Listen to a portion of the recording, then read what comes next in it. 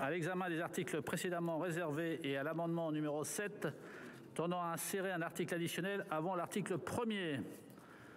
Sur cet amendement, la parole est à monsieur Sueur.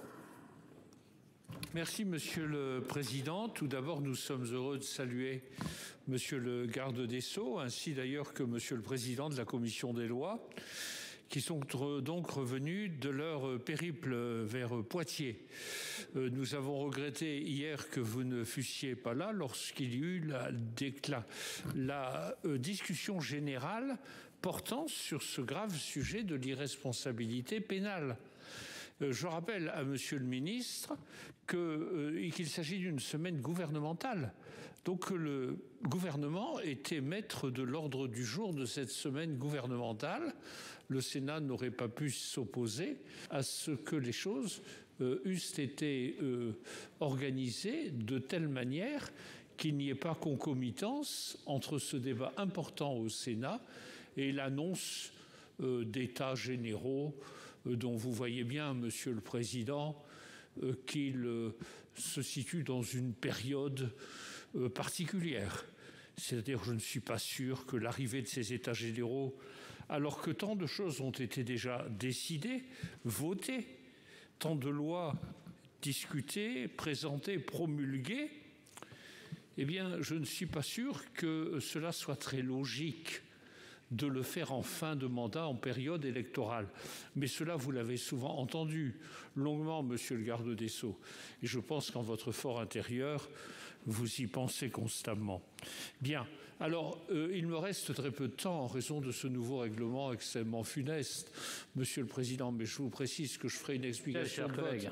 Donc, il s'agit pour le moment de la reprise d'un amendement définissant le discernement que nous avions présenté lors de l'examen d'une proposition de loi de Madame Goulet en mai dernier, je crois. Donc nous l'avons déjà défendu, Monsieur le Président. Merci, chers collègues. Après cette belle défense, Madame la rapporteure, l'avis de la Commission. Merci, Monsieur le Président. Eh bien, comme la fois précédente, mon cher collègue, l'avis de la Commission, mais vous le savez, est défavorable. La question du discernement est certes importante, mais ne pose pas de difficultés particulières. Et il n'y a pas de motif d'insérer dans la loi une définition sur une notion que tout le monde connaît et maîtrise parfaitement. L'avis reste défavorable. Merci, Monsieur le Ministre. Oui, merci, Monsieur le Président. Je ne sais pas si c'est une belle défense, c'est pour partie un réquisitoire à mon endroit. Alors, je vais d'abord présenter au Sénat toutes mes excuses. Je vais d'abord présenter au Sénat toutes mes excuses. J'avais prévenu le Sénat d'ailleurs. Il n'est pas anormal que le garde des Sceaux ait été aux côtés du président de la République pour l'annonce des états généraux de la justice. D'ailleurs, il y avait à mes côtés Madame Guigou, Madame la ministre Guigou, et je sais que l'une d'entre vous a évoqué hier une campagne électorale. Je ne crois pas que Madame la ministre Guigou fasse campagne pour le président de la République, qui, au demeurant, n'est pas candidat. Il y avait également Monsieur le Président de la Commission des lois du Sénat, qui était à mes côtés. Madame Vérien également. J'ai la faiblesse de penser qu'ils ne viennent pas non plus faire la campagne électorale du président de la République, qui, je le rappelle, à cet instant, n'est pas candidat. Il y avait également un certain nombre d'autres parlementaires. Et je vais vous dire dans quel étau on se retrouve, monsieur le sénateur, et vous allez comprendre. Si le président de la République ne travaille plus, on dit « Ah, il est en campagne ». S'il travaille jusqu'au dernier quart d'heure, on dit aussi « il est en campagne ». Alors, vous voyez, c'est compliqué de s'en sortir. Ces états généraux de la justice, c'est quelque chose d'extrêmement important. Dans un premier temps, nous avons souhaité restaurer la justice avec un budget exceptionnel, mettre en œuvre un certain nombre de mesures. Vous les connaissez, elles ont été notamment débattues ici. Et dans un deuxième temps, il est question de moderniser la justice. Nous avons choisi le Futuroscope, je l'ai déjà dit, et non pas les grottes de Lascaux, parce que nous envisageons bien sûr la justice du futur. Alors, hier, Madame la sénatrice de la Gontrie, vous avez cru devoir dire que j'étais en campagne aux côtés du président de la République. Et vous, il y a quelques jours, je vous ai vu aux côtés de Madame Hidalgo. Juste derrière elle, vous étiez ceintes toutes les deux de vos écharpes tricolores. Vous annonciez, je crois, la police municipale. Moi, je n'ai pas pensé une seconde Je n'ai pas pensé une seconde, mais pour ce sujet ou pour un autre, laissez-moi terminer, je n'ai pas pensé une seconde que vous étiez en campagne. Pas du tout. J'ai pensé que vous étiez là pour défendre votre territoire. D'ailleurs, si vous aviez été en campagne à ses côtés, elle ne serait plus à 4%. Voilà ce que je voulais vous dire. Tout ça, ce sont des polémiques stériles. Et je vais enfin répondre... Mais pas du tout. Je vous ai expliqué qu'il est bien normal que le garde des Sceaux soit aux côtés du président de la République pour les états généraux de la justice. Et je suis ravi de voir que j'ai pu vous manquer. Et je veux préciser ici à la représentation nationale, mais elle le sait, que les articles que je porte, nous allons seulement commencer à les évoquer dans quelques secondes. Et vous l'avez fait d'ailleurs, monsieur le sénateur Sueur. Alors, je vais vous dire, votre amendement... Vous l'avez déjà proposé, il a déjà été rejeté par votre Assemblée le 25 mai dernier. Il est, à mon sens, totalement inopérant et le gouvernement présent ici, par ma personne, est défavorable à cet amendement. Merci, Monsieur le Ministre. La présidente Assassi pour explication de vote. Oui, merci, Monsieur le Président. Monsieur le garde des Sceaux, moi, je ne vais pas rentrer dans la polémique campagne électorale ou pas campagne électorale. Simplement rappeler ce que nous avons dit et ce que j'ai dit particulièrement hier. Ce que nous avons regretté, enfin, ce que nous avons dit, c'est que simplement... les états généraux de la justice n'étaient pas inscrits à votre agenda ou à celui du président de la République depuis ce week-end. Et donc, il aurait fallu effectivement reporter ou inscrire à un autre moment l'examen de ce texte. D'autant que hier, cela s'est doublé de l'absence aussi de monsieur le ministre de l'Intérieur. Et je ne reviens pas sur les qualités de monsieur Fesneau, ministre chargé des relations avec le Parlement. Il n'y a pas de souci de ce point de vue-là. Mais voyez, il y avait la conjonction de deux absences et pour des raisons différentes, mais j'ai la naïveté de croire que ces initiatives n'ont pas été inscrites, je le répète, aux agendas la veille pour le lendemain. Merci. Donc je mets aux voix cet amendement. Madame de La Gontrie. Merci, Monsieur le Président. Je rassure les collègues, je n'ai pas l'intention de polémiquer avec le garde. Je parle de l'amendement. Je remercie le collègue Richard de saluer mon propos.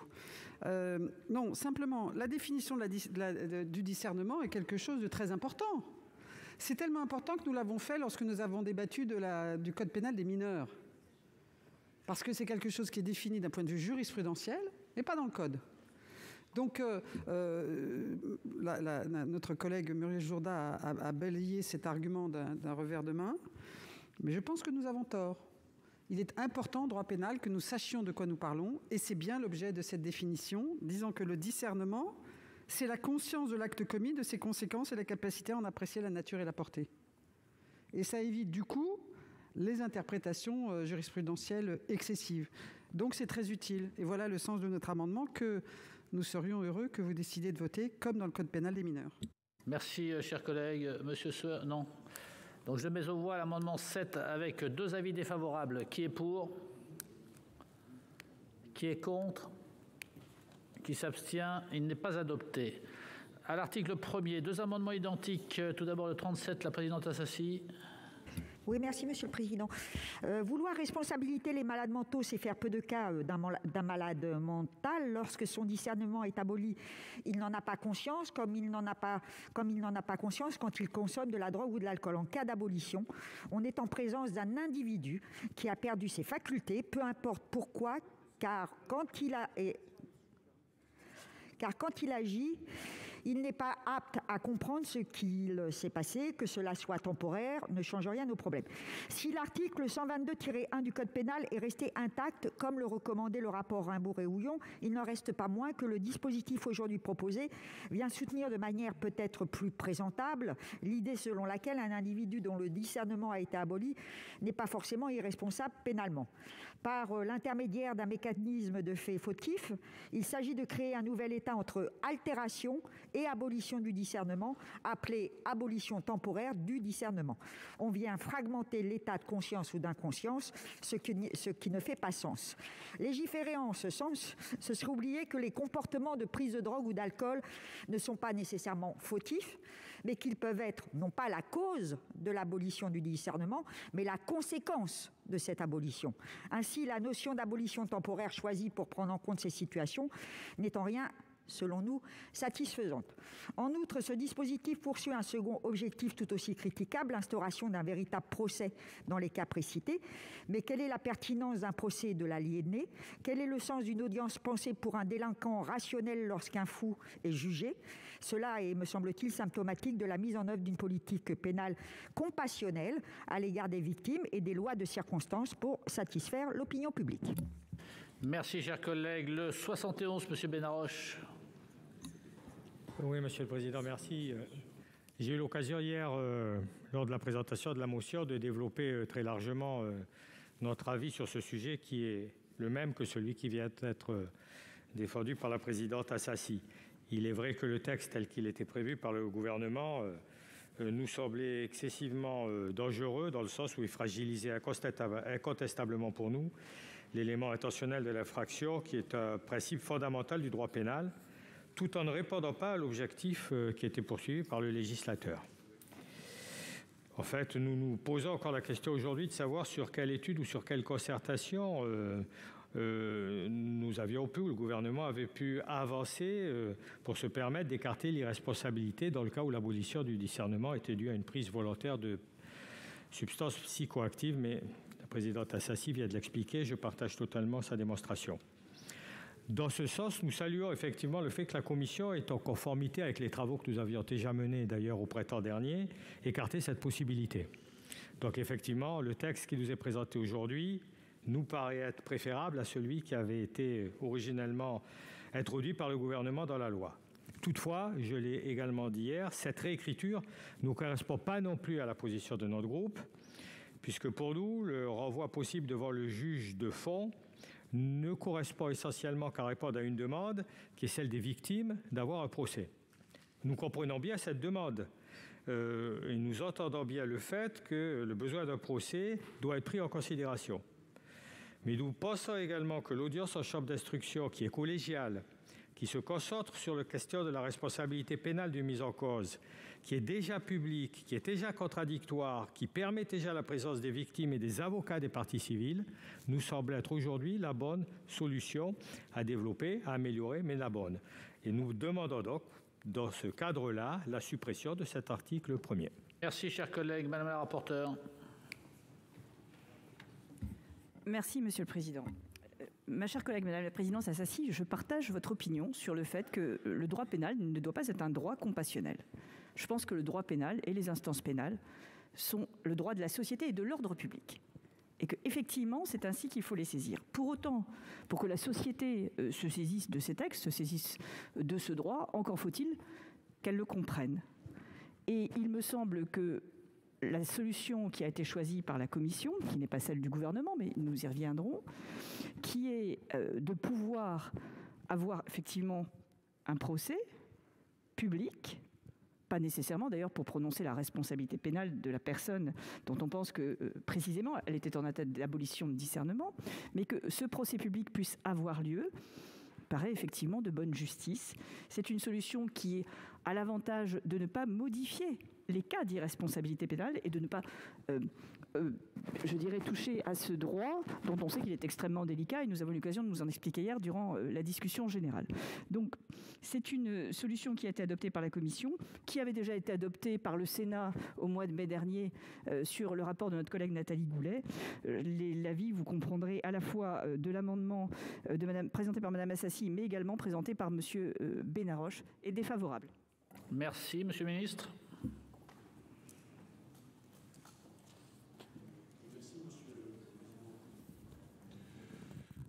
Le gouvernement a déposé un amendement pour rétablir l'article 1er dans sa rédaction adoptée par l'Assemblée nationale.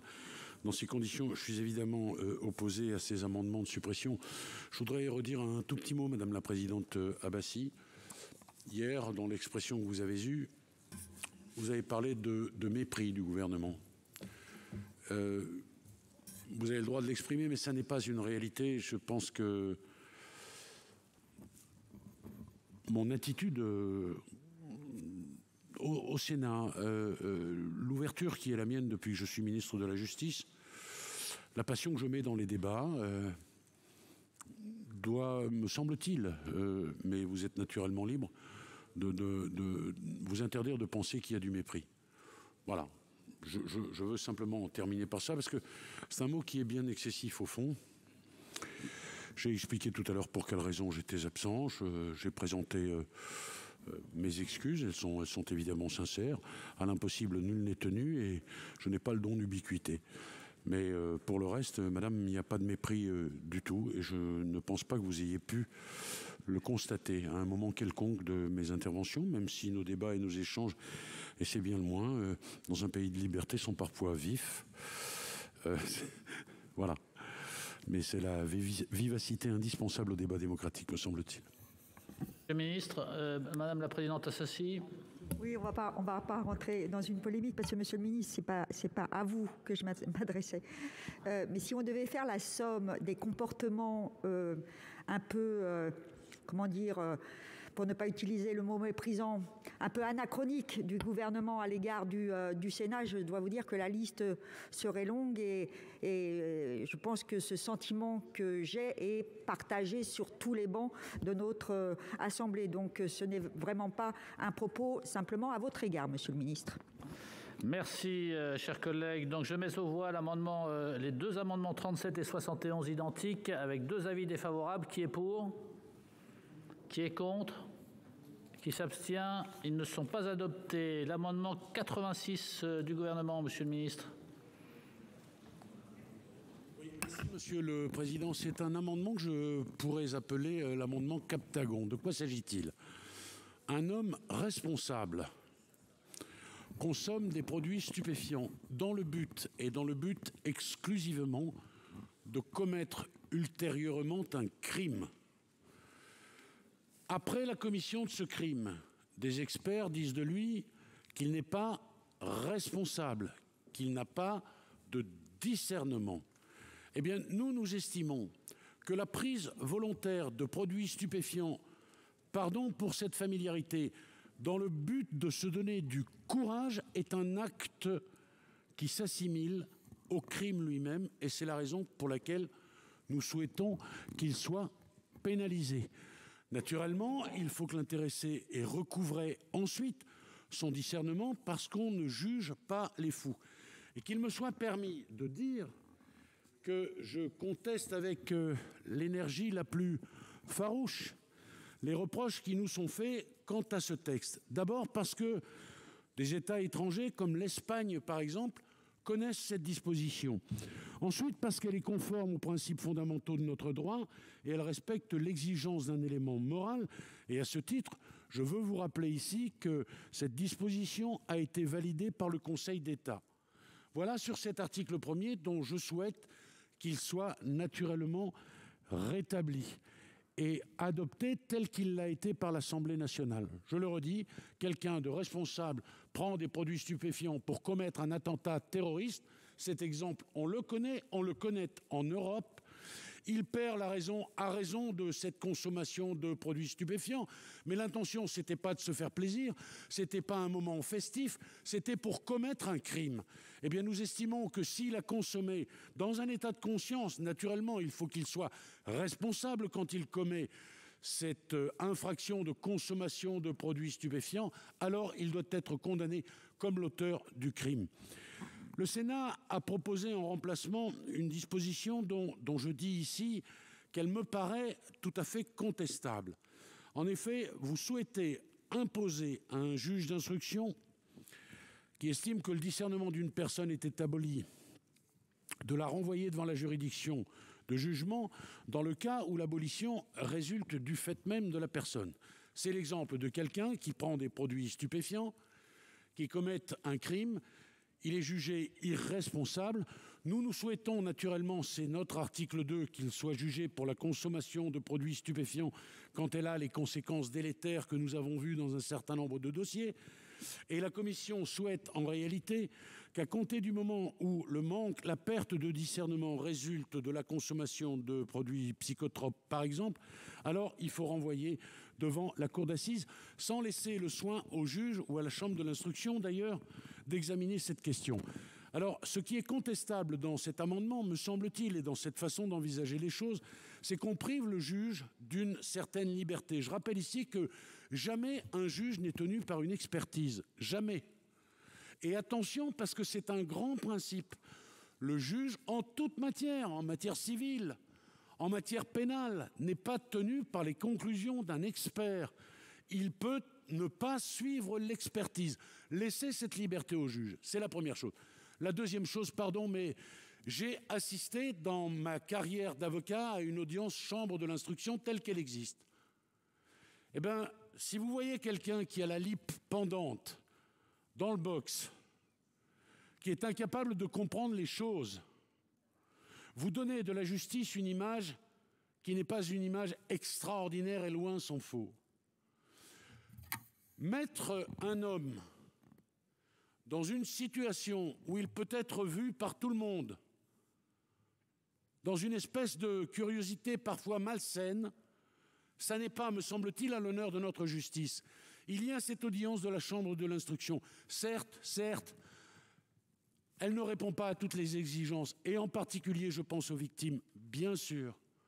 Mais est-ce que l'on peut exposer un homme dans un box? Je pense, Madame la rapporteure, que sur ce texte très précisément, et sur le reste on est à peu près d'accord, vous franchissez cette ligne rouge que nous n'avons pas voulu franchir. Au fond, vous avez quelqu'un dont on sait qu'il a perdu son discernement et que l'on expose à la justice, malgré tout, que vous le vouliez ou non. Alors que nous proposons qu'en réalité, sur le volet, il a consommé des produits stupéfiants, il soit jugé, et c'est bien normal parce qu'on ne peut pas s'exonérer totalement d'une responsabilité quand on a commis une infraction qui est l'infraction de consommation de produits stupéfiants. J'ajoute, Madame la rapporteure, qu'en l'état de notre législation, on ne peut pas envisager un procureur de la République dans notre pays qui renverrait l'intéressé pour une consommation de stupéfiants, maximum de la peine encourue, 1 an. Ce serait indécent. Et donc les procureurs de la République ne renvoient pas dans cette hypothèse devant la juridiction correctionnelle et on laisse tomber.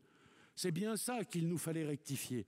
Mais on ne peut pas le rectifier en prenant le risque de renvoyer un fou en audience de jugement au motif que sa folie aurait des causes exogènes. Voilà la réalité. Cause exogène, alors on le juge pour cette extranéité, si j'ose dire, c'est-à-dire la consommation de produits stupéfiants, pas le reste, c'est évidemment impossible, et à la condition naturellement que l'intéressé soit en mesure de comprendre un certain nombre de choses.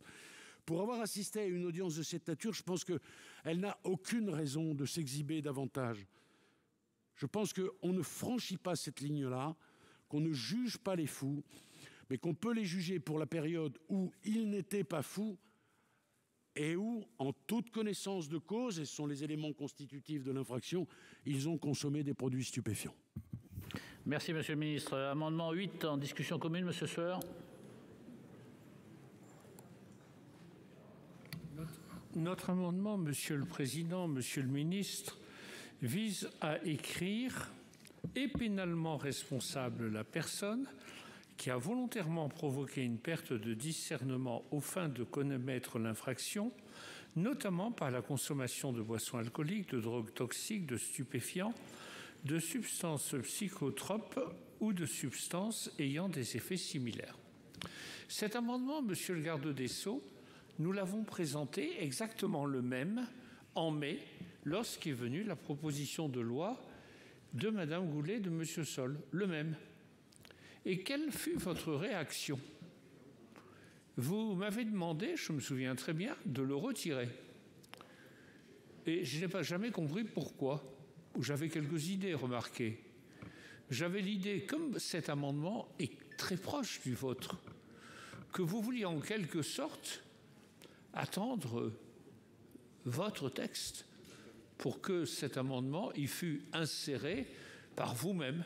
Enfin, remarquez bien qu'il aurait pu tout à fait être adopté au mois de mai. Alors voilà, nous pensons que cet amendement répond tout à fait aux nécessités de prendre en compte cette situation où une personne décide finalement de provoquer en lui-même une perte de discernement dans le dessein d'accomplir un acte criminel.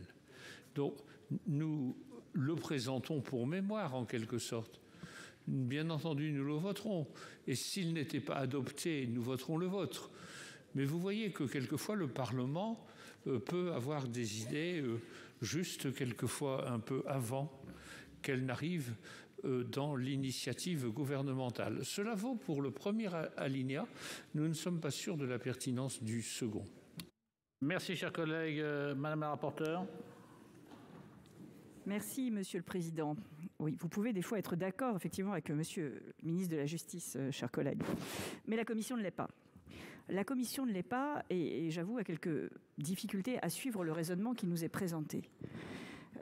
De quoi parlons-nous ? Nous parlons de la situation, effectivement, dans laquelle quelqu'un, à dessein, absorbe des substances que l'on qualifie de psychoactives et qui va ensuite commettre l'infraction qu'il avait prévu de commettre et à quelle fin il avait absorbé ces substances. La proposition qui vous est faite d'amendement du gouvernement consiste à dire, dans ces cas-là, il n'est pas irresponsable pénalement, même s'il était en état d'abolition de discernement. Et je vois mal quelle est d'ailleurs la liberté du juge, puisqu'il n'est pas irresponsable pénalement, nous dit le texte du gouvernement. La proposition du Sénat est de dire si le juge d'instruction pense que cette personne était en état d'abolition du discernement ou d'atténuation du discernement, il ne va pas lui-même prendre la décision, mais il va renvoyer devant le juge du fond pour que le juge du fond puisse apprécier la réalité de ce discernement. Et aujourd'hui, dans l'état du droit, il n'est pas impossible d'être condamné dans la situation qui a été décrite par monsieur le garde des Sceaux. Donc, loin d'enlever de la liberté au juge, au contraire, il me semble que la décision de la Commission, qui est, je le rappelle, ce qui a été voté par le Sénat au mois de mai dernier, permette au juge du fond de trancher véritablement la réalité de cette abolition ou de cette atténuation du discernement. Et si, comme nous dit monsieur le garde des Sceaux, à l'audience, cette personne était encore en état d'abolition de discernement, la lippe pendante, comme vous l'avez dit, monsieur le garde des Sceaux, eh bien cette personne ne serait pas jugée parce qu'on n'a jamais jugé des gens dans cet état. Donc, il me semble que la solution préconisée par la Commission, et encore une fois que nous avions voté au mois de mai dernier, est celle qui préserve à la fois la liberté du juge de trancher, mais également le fait que puisse être condamnée une personne qui, à dessein, a pu prendre des substances psychoactives pour commettre une infraction. C'est donc évidemment un avis défavorable sur ces deux amendements. Merci. Monsieur le ministre, sur l'amendement 8.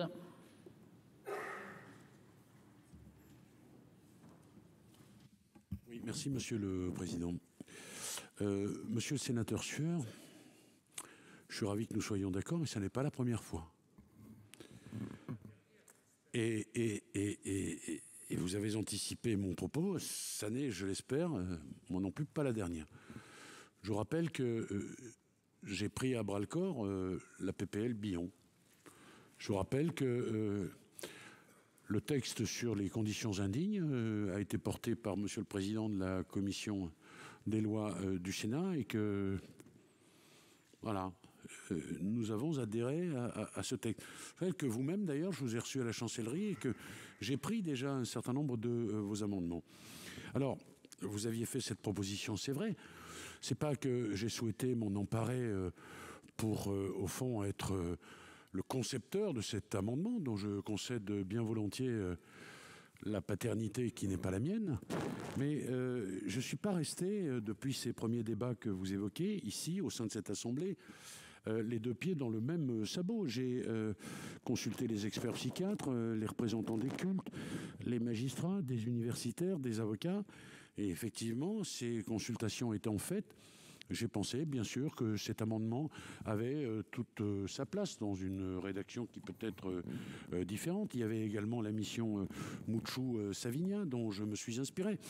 Donc tout ça fait que nous sommes à peu près d'accord. Et je n'ai rien d'autre à dire. Je vous propose donc de retirer votre amendement au profit de l'amendement présenté par le gouvernement. Je veux dire un tout petit mot encore sur ce qui me chagrine, sur cet aspect très précis du travail de la commission des lois du Sénat. Il y a un principe auquel nous sommes sans doute très très attachés, c'est la liberté du juge. Et je ne veux pas que nous mettions le pied dans l'entrebâillement de la porte pour dire au fond qu'un avis expertal devienne le guide absolu du juge qui perdrait alors sa liberté juridictionnelle. Pardon, au-delà du texte qui nous occupe aujourd'hui, C'est pour moi une question de principe. Ça n'est pas parce que le psychiatre dit que le juge doit suivre. Et si vous voulez un certain nombre d'exemples, où on a pu se tromper par le passé, je les tiens à la disposition du Sénat, mais le Sénat le sait parfaitement. Donc attention à ça.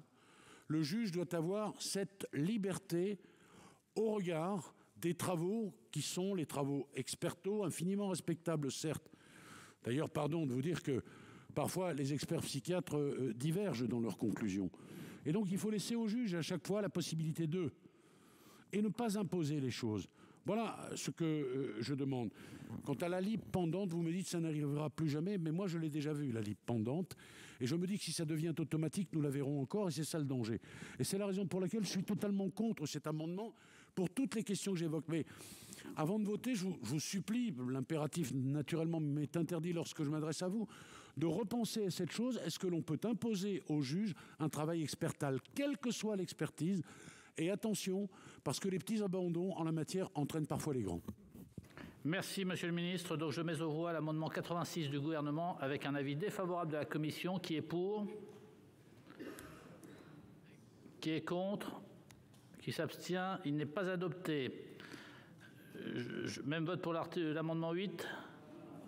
Non, c'est pas le même vote parce qu'ils ne l'ont pas voté. D'accord, bien sûr. Donc je mets aux voix... Je mets aux voix l'amendement 8 avec un avis défavorable de la Commission et une demande de retrait du Gouvernement. Qui est pour? Qui est contre? Qui s'abstient? Il n'est pas adopté. Je mets aux voix l'article 1er. Qui est pour l'article 1er? Qui est contre? Qui s'abstient? Il est adopté. Je mets aux voix l'article 1er bis. Qui est pour? Qui est contre? Qui s'abstient? Il est adopté. Après cet article, l'amendement 2, Madame Boyer. Merci, Monsieur le Président. Mes chers collègues, cet amendement très attendu par certains professionnels du droit, par des associations, a été voté en mai par le Sénat dans notre proposition de loi sur l'irresponsabilité pénale. J'avais d'ailleurs accepté de le retravailler à l'époque pour satisfaire la Commission, ce que j'ai fait bien volontiers. Et il avait reçu un avis favorable avant d'être voté avec le soutien de la présidente de la délégation du droit des femmes, qui est la première co-signataire de cet amendement à nouveau, et de sénateurs de tous les bancs. L'actualité judiciaire nous a donné raison puisque Valérie Bacot, qui avait été condamnée à 4 ans de prison, dont 1 ferme, est sortie libre vendredi 25 juin 2021. Le premier expert psychiatrique du procès a expliqué que l'affaire Valérie Bacot était une faille de la société. Je le cite: « Notre rôle de société, c'est d'empêcher ça. Le libre arbitre de Valérie Bacot est réduit à néant. Dans sa pensée, elle n'est pas seule. Son mari est toujours présent. L'emprise, j'insiste bien, est permanente. L'injonction persiste. » Je ferme les guillemets. La victime ne peut plus prendre de décision raisonnable, comme toute personne qui n'a pas connu la violence conjugale répétitive sur plusieurs années. Que ce soit à travers des insultes, des critiques incessantes, des remarques désobligeantes, des comportements de mépris, d'avilissement ou d'asservissement de l'autre, des violences physiques et sexuelles, toutes ces attaques touchent l'intégrité psychique de la victime qui devient alors prisonnière de la situation qu'elle subit.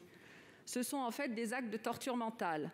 De par ces agissements, le conjoint violent porte atteinte au principe de respect de la dignité de la personne humaine. Aujourd'hui, rares sont des cas dans lesquels la victime de violences conjugales arrive à se défaire de l'emprise exercée sur elle par son bourreau. En effet, ces victimes ne portent que trop rarement plainte. Cet état de soumission et de danger de mort permanent, vécu pendant des années, peut entraîner un comportement extrême. La plupart du temps, une des issues de la sortie de cet enfer conjugal, vous le savez, c'est le suicide de la victime. Dans des cas très très rares, la victime se retourne contre le conjoint car elle n'a pas d'autre issue que de le tuer pour pas mourir, c'est elle ou moi. Le Sénat avait fait preuve de courage et je le sais, notre prise de position était très attendue par les soutiens des victimes de violences conjugales. Combien de victimes sont dans cette situation ? Le Sénat, dans sa grande sagesse, ne peut se dédire sur une telle question. Oui, merci, et je voudrais insister, mes chers collègues, et je vous demande de nouveau faire preuve de discernement en votant cet amendement. Merci. Merci, chers collègues. Excusez-moi. Je vous les ai laissés parler un petit peu trop. Madame la rapporteure. Je ne vais pas utiliser tout mon temps pour faire contrepoids, Monsieur le Président.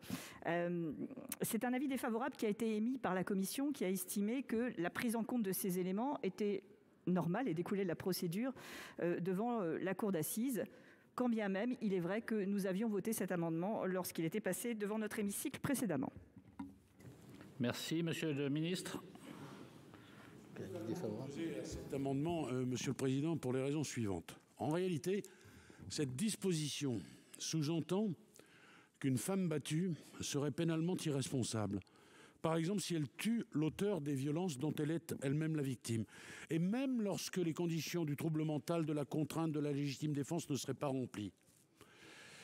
Je ne peux évidemment pas cautionner un tel message et nous devons tout faire pour que ces victimes déposent plainte, qu'elles soient évidemment protégées comme il se doit, mais nous ne devons pas les inciter à faire justice elles-mêmes. Voilà, j'ai été court, je pense, mais très clair, et ce sont là encore des questions de principe qui sont intangibles. Merci, Monsieur le Ministre. Madame Boyer. Merci, Monsieur le Président. Je voudrais rappeler qu'il y a 5 mois, à l'occasion de l'examen de ce texte, nous avions voté pour ce texte. Quel message aujourd'hui nous allons envoyer aux victimes si nous rejetons ce que nous avons voté hier ? Alors même que l'actualité juridique nous a donné raison, je me permets de vous le rappeler. Le tribunal a reconnu pour la première fois le syndrome de la femme battue ou de la personne battue à l'occasion de l'affaire que je citais tout à l'heure. Et la personne a été condamnée, mais sa peine a été atténuée. Alors même que pour les avocates, elles se sont appuyées sur nos débats dans leur plaidoirie. Alors même que de nombreux Français ont salué la prise de position du Sénat. Je respecte bien sûr les convictions de chacun d'entre vous, mais faisons preuve de cohérence. Avec le syndrome de la femme battue, reconnu en psychiatrie, nous sommes bien face à une altération du jugement. Certains évoquent le permis de tuer. C'est entièrement faux. Ce n'est en aucun cas un permis de tuer. Nous pourrions dans ce cas lister toutes les irresponsabilités pénales et considérer qu'elles constituent des permis de tuer. Je vous rappelle, mes chers collègues, que dans notre droit n'est pas pénalement responsable la personne qui était atteinte au moment des faits d'un trouble psychique ou neuropsychique ayant aboli son discernement ou le contrôle de ses actes. Pouvons-nous parler d'un permis de tuer ? Bien sûr que non. Mais faisons en sorte de reconnaître une réalité. Il y a des situations où les femmes, et parfois des hommes, qui suite à des violences inqualifiables et répétées, ont leur jugement altéré. Ça dure depuis des années. Ça s'appelle aussi l'emprise. Je vous propose donc de préciser dans notre loi que l'impact des violences conjugales devra être pris en compte. Certains peuvent me répondre que c'est déjà le cas. Ce n'est pas le cas. Inscrivons-le symboliquement, noir sur blanc dans la loi. Il en va de notre responsabilité au nom des victimes, car nous parlons bien de victimes. Et je répète, monsieur le ministre, vous venez de dire on ne juge pas les fous, mais doit-on juger sans en parler, sans le mettre dans la loi, des personnes qui, en raison des coups répétés, ont eu leur jugement altéré. Elles ne sont pas irresponsables, mais ce sont des victimes. Ça s'appelle le syndrome de la femme battue. Faisons en sorte qu'il entre dans notre droit. Chers collègues, Monsieur le Ministre. Il est absolument faux de dire ici que les juridictions ne prennent pas en compte la situation des femmes auteurs de violences sur leurs conjoints lorsqu'elles ont été elles-mêmes victimes de violences. Je ne sais pas où vous êtes allés chercher ça, en tous les cas pas dans les tribunaux. Mais c'est pas vrai. Vous dites que ça commence à partir de tel procès. Mais pardon, quel est le juge et quels sont les jurés qui resteraient insensibles à la situation d'une femme qui tuerait son conjoint parce que pendant 20 ans, elle a été elle-même victime de violences au quotidien. Ce que vous dites est faux. Et c'est un faux message qui est envoyé. Bien sûr que les juridictions sont sensibles à cela. D'ailleurs, je vais vous dire, les juges, ils doivent mettre en évidence la personnalité de l'auteur pour arriver à une décision qui prend en compte la personnalisation, c'est comme ça que ça s'appelle. Et naturellement, dans un curriculum vitae, on fait la différence entre une femme qui viendrait à tuer quelqu'un dans le cadre d'un crime crapuleux et une femme qui le ferait parce qu'elle n'en peut plus, parce qu'elle est à bout, parce qu'elle est frappée régulièrement et injuriée. On dit n'importe quoi quand on dit que c'est à compter de tels procès qu'en réalité, les choses sont devenues différentes. Ça n'est pas vrai. Il est faux de le dire. Et dire qu'une femme battue, à raison du fait qu'elle est battue, doit bénéficier de ce que vous proposez, c'est envoyer un bien mauvais message. En réalité, les juges, ils savent parfaitement comment fonctionne, j'allais dire, la vie des êtres, et ils la prennent en considération. C'est tout à leur honneur. Merci, Monsieur le Ministre. Donc, je mets aux voix l'amendement 2 avec 2 avis défavorables. Qui est pour ? Qui est contre ? Qui s'abstient ? Il n'est pas adopté. À l'article 2, 3 amendements identiques. Le 9, Monsieur Sueur.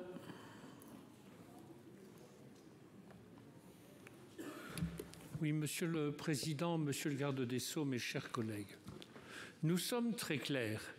Il fallait changer l'article 1 et il fallait adopter la nouvelle rédaction de l'article 1. Nous aurions préféré la nôtre, sinon nous nous rallions à celle du gouvernement, mais nous nous rallions aussi à celle de la Commission, faute que les deux premières aient été adoptées. En revanche, nous sommes totalement contre l'article 2, parce que l'article 1 suffit à changer comme il le faut la législation. L'article 2 introduit beaucoup de confusion, d'ambiguïté et de difficultés d'adaptation. En effet, il n'est plus question de la consommation de substances avec cet article 2 dans l'intention de commettre un délit, mais d'une consommation qui conduit à commettre un délit ou un crime. Ainsi, vous cherchez à distinguer la consommation de substances psychoactives des actes que l'individu accomplira sous leur emprise, tout en souffrant d'une pathologie ou de troubles psychiatriques qui préexistent ou non aux faits. En gros, on appliquera certes l'article 122-1 du Code pénal en déclarant l'irresponsabilité pénale en raison d'une abolition du discernement, mais on cherchera à savoir si, avant de commettre les faits, leur auteur n'aurait pas cherché à se placer dans cette situation. Deux objections. D'abord, ce dispositif risque d'être difficile à appliquer. Les victimes et les parties civiles auront du mal à faire valoir qu'un tel délit a été commis. Ensuite, cet article concernerait des cas très marginaux selon l'étude d'impact et l'avis du Conseil d'État. Il s'appliquerait donc très rarement. Néanmoins, son adoption amènerait à pénaliser et à condamner des personnes dont on considère aujourd'hui qu'ils souffraient d'une abolition totale du discernement au moment des faits. Vous modifiez donc la structure du droit en matière d'abolition du discernement sans toutefois l'assumer pleinement. Merci. Monsieur le Président, c'est pourquoi nous demandons la suppression. Merci, chers collègues. Le 38, la présidente Assassi. Et merci, Monsieur le Président. Dans la suite de ce que vient de dire Monsieur Sueur, cet article donc insère dans le Code pénal deux nouvelles infractions intentionnelles, l'atteinte à la vie résultant d'une intoxication volontaire et l'atteinte à l'intégrité de la personne résultant d'une intoxication volontaire. Alors, de nombreuses questions se posent lorsqu'on connaît les effets et les réactions multiples qu'engendre la prise de toxiques. L'une des caractéristiques constantes de tous les états produits résidant dans la perte d'ancrage avec le réel, ce qui est en parfaite contradiction avec l'idée de responsabilisation. La caractérisation de ces nouvelles infractions présage la gestion d'une véritable usine à gaz en perspective pour les magistrats et experts judiciaires de leur propre aveu. Nous réitérons donc avec cet amendement notre attachement au principe suivant lequel l'abolition du discernement au moment de l'acte est exclusive de l'intention au sens du droit pénal, considérant qu'il ne peut y avoir d'exception à ce principe sans remettre en cause l'édifice pénal. Et en ce sens, nous partageons l'avis de la commission présidée par Dominique Raimbourg et Philippe Pouillon sur l'irresponsabilité pénale mise en place par l'ancienne garde des Sceaux. Cette commission avait, après plusieurs mois de travaux, conclu à l'inopportunité d'une réforme dans ce domaine dans son rapport qui a été remis, rappelons-le, en février 2021. Merci. Le 72, M. Benarroche, identique. Oui, sans reprendre les arguments développés parfaitement bien par M. Sueur et Mme Assassi, je rajouterai deux petites choses. Cet article 2, pour nous, fragilise de nouveau le système du droit pénal, comme l'article 1, contre lequel nous nous sommes prononcés et qui malheureusement a été voté. Parce qu'il présuppose, en plus de tout ce qui a été dit, il présuppose en fait la connaissance par le mis en cause des effets biologiques des produits dont il ne pourrait, à moins d'être lui-même expert d'ailleurs, connaître les effets. La pratique serait bien trop aléatoire dans la réalité. Comment caractériser la prise, j'ouvre les guillemets, manifestement excessive de substances psychoactives ou le fait qu'une personne avait connaissance du fait que cette consommation était susceptible de le conduire à commettre des atteintes à la vie ou à l'intégrité d'autrui si on ne présuppose pas une connaissance parfaite du mis en cause sur tous les effets biologiques des produits qui va être amené, des effets des produits qu'il va être amené à prendre. Je vais citer un exemple, j'en ai cité un grand nombre hier, je vais en citer un autre. 2 verres d'alcool dans un certain état de santé ne perturberont pas forcément un individu mais un verre peut le perturber s'il a été privé de sommeil ou selon l'état de fatigue dans lequel il se trouve. Il faudrait une connaissance parfaite de sa réaction à la prise d'un certain nombre de produits pour savoir juger si c'est une prise manifestement excessive ou pas. La position de suppression de l'article s'inscrit en fait aussi dans la ligne du rapport qui a été cité, de la mission sur les responsabilités pénales qui a été menée par Dominique Rimbourg et Philippe Pouillon et qui a été remise au garde des Sceaux le 23 avril 2001, ainsi que sur celle de nos travaux de printemps dernier qui préconisait, je vous le rappelle, chers collègues, de laisser en l'état l'article 122.1 du Code pénal. C'est pour cela que nous demandons la suppression de cet article. Merci, Madame la rapporteure. Merci, Monsieur le Président. Quelques mots d'explication sur cet article 2. De quel cas parlons-nous ? Mais je laisserai bien évidemment Monsieur le garde des Sceaux développer plus avant, puisque c'est l'article qui a été déposé par le gouvernement.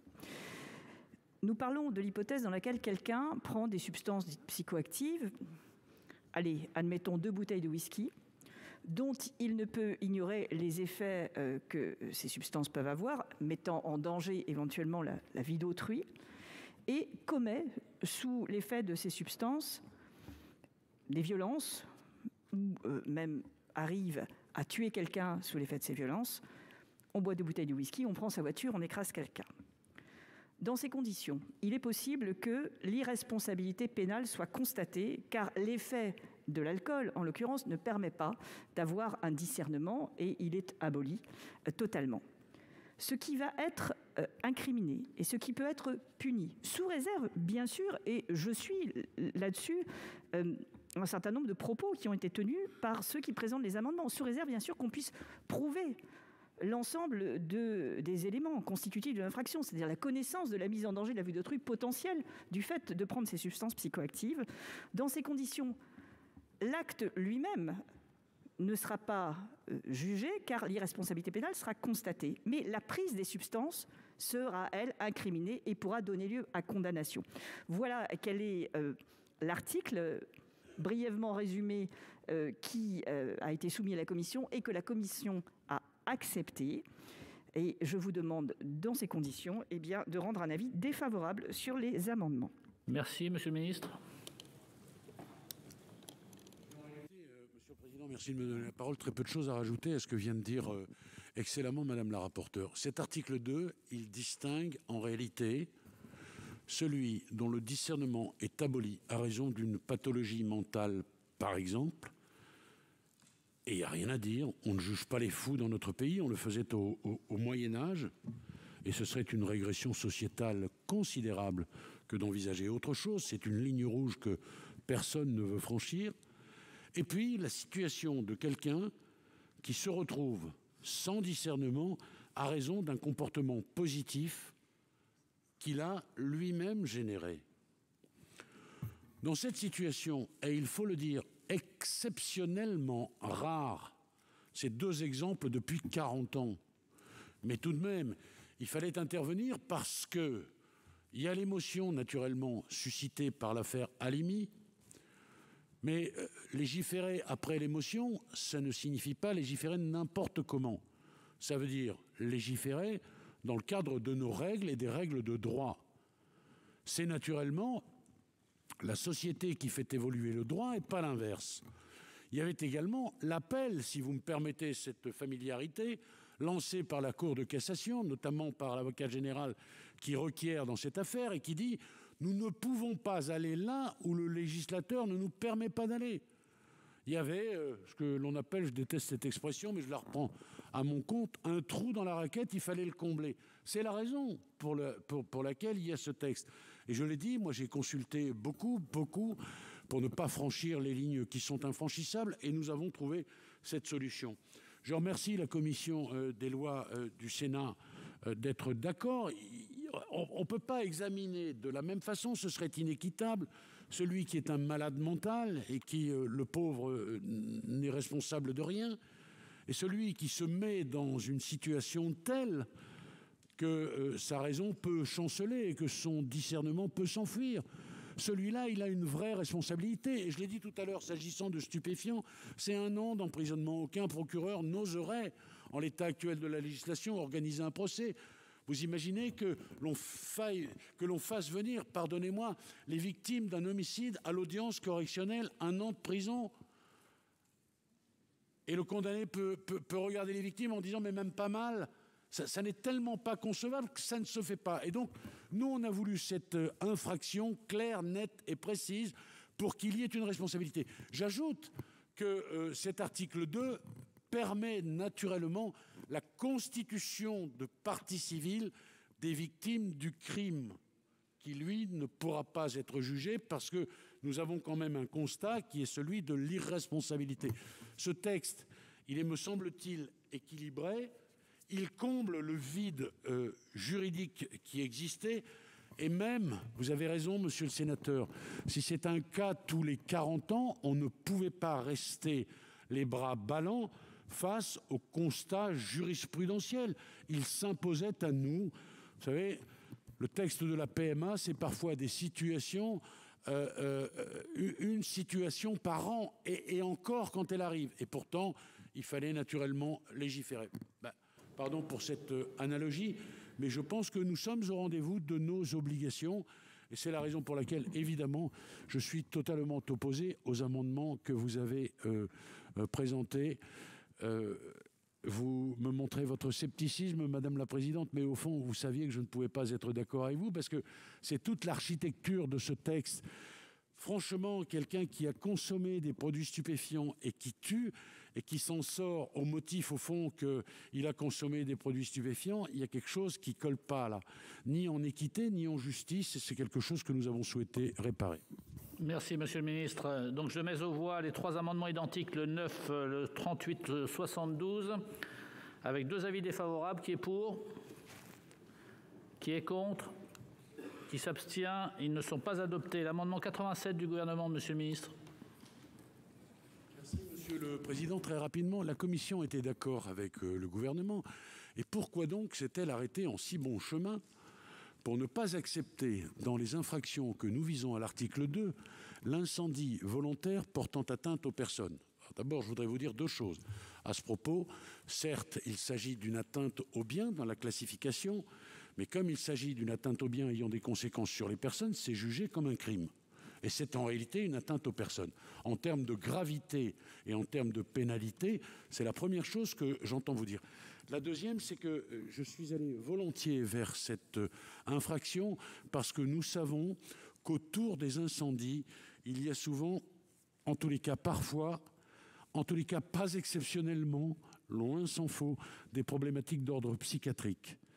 Il y a chez les incendiaires, chez certains d'entre eux, un certain nombre de vraies difficultés qu'on retrouve dans les expertises. C'est la raison pour laquelle j'ai souhaité que cette infraction, qui est une infraction grave, soit prise en compte dans l'article 2. Merci, madame la rapporteure. Merci, monsieur le président. Eh bien, monsieur le garde des Sceaux, la commission ne l'a pas souhaité. Pour des raisons qui sont facilement explicables. Tout simplement, la commission a préféré s'en tenir aux atteintes volontaires à la personne ou aux atteintes involontaires à la personne. Dans l'incendie qui commet des victimes, le fait principal, c'est le fait d'incendier. Les victimes ne sont que la conséquence possible de cet incendie. Donc nous avons préféré, sur cet article qui est quelque peu dérogatoire, nous en tenir aux atteintes à la personne en évitant les atteintes aux biens, même si elles peuvent découler sur une atteinte aux victimes. Donc c'est un avis défavorable, monsieur le garde des Sceaux. Nous ne pouvons pas être d'accord tout le temps. Merci. Donc je mets aux voix l'amendement 87 du gouvernement avec un avis défavorable de la commission. Qui est pour? Qui est contre? Qui s'abstient? Il n'est pas adopté. Je mets aux voix l'article 2. Qui est pour l'article 2? Qui est contre? Qui s'abstient? Il est adopté.